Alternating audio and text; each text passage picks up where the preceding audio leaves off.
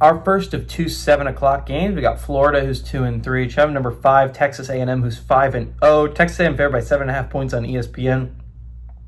DJ Lagway has gone 104-151, thrown for 988 yards, 7 touchdowns to 7 interceptions.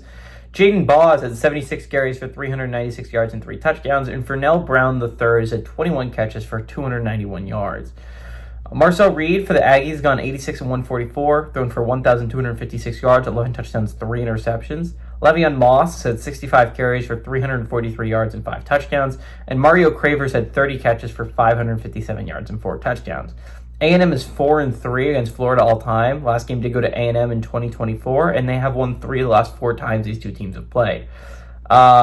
Florida is 1-2 in one-possession football games against the Aggies. Billy Napier is 1-1 against the Aggies in his tenure, and Mike Elko is 1-0 against the Gators in his tenure. Okay, big game when you're talking about playoff implications. Texas A&M is sitting in a really, really nice spot. You know how I talk about how Ole Miss sits in a really nice spot to try and make the college football playoffs?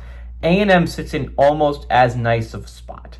They only have 2 ranked games left on their schedule, a trip to LSU and a trip to Missouri.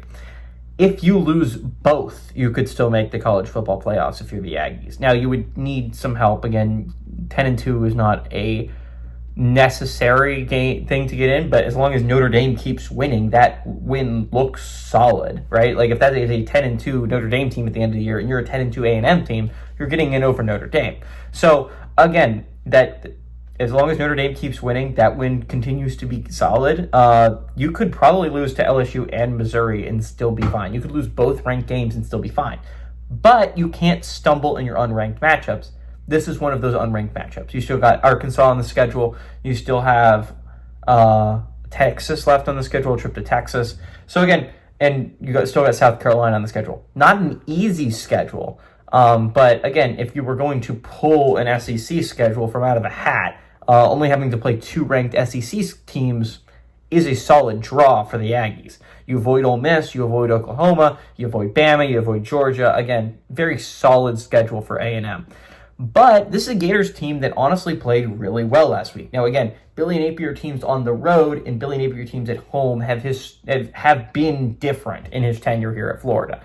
As a Gators fan myself, I've watched teams at home play up to their competition. I've watched teams on the road play very, very poorly.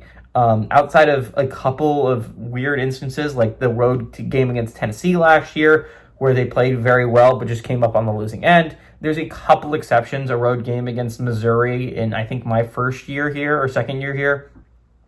There are exceptions where they go on the road and play well, but they've lost in all of those exceptions still. They just do not play well against ranked teams on the road. It's not something the Florida Gators do all that well. But these are big games to win if you're Billy Napier. You've already started 1-3. They got a big win last week against Texas, but you got to keep that momentum going. The Gators are an interesting football team because when Lagway is playing well, this is a team that can go toe-to-toe with anyone in the country.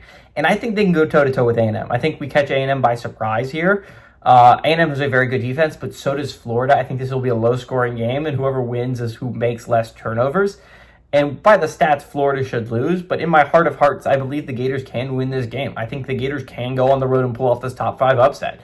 The Aggies are a team that I've watched, and I don't think they're unbeatable. I think this is a team that is very beatable. They made a lot of mistakes against Mississippi State. I think Florida can take advantage of those mistakes more than Mississippi State can. Give me the Gators to pull off the upset on the road and kind of flip some playoff pictures upside down.